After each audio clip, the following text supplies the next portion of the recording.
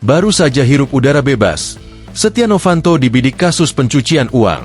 Baru saja menghirup udara bebas dari Lapas Sukamiskin, Bandung, pada 16 Agustus yang lalu, terpidana kasus korupsi IKTP Setia Novanto terancam kembali masuk bui.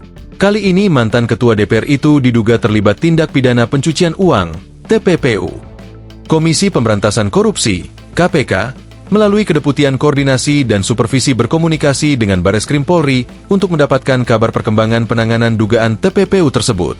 Kami dari Kedeputian Penindakan dan Eksekusi akan berkoordinasi dengan Kedeputian Korsup, Koordinasi dan Supervisi, untuk meminta informasi terkait perkembangan penanganan perkara TPPU yang dimaksud, TPPU Setia Novanto, kata Pelaksana Tugas, PLT, Deputi Penindakan dan Eksekusi KPK, Asep Guntur Rahayu, saat dihubungi wartawan, Selasa, 19 Agustus 2025. KPK ingin mengetahui perkembangan dalam penanganan kasus tersebut.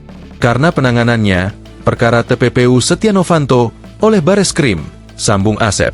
Diketahui, polisi melakukan penyidikan dugaan TPPU terkait kasus korupsi KTP elektronik yang menjerat Setia Novanto alias Setnov berdasarkan surat perintah penyidikan nomor SP Sidik 3377-23-2018 DIT, Tipideksus yang diterbitkan pada tanggal 10 Juli 2018.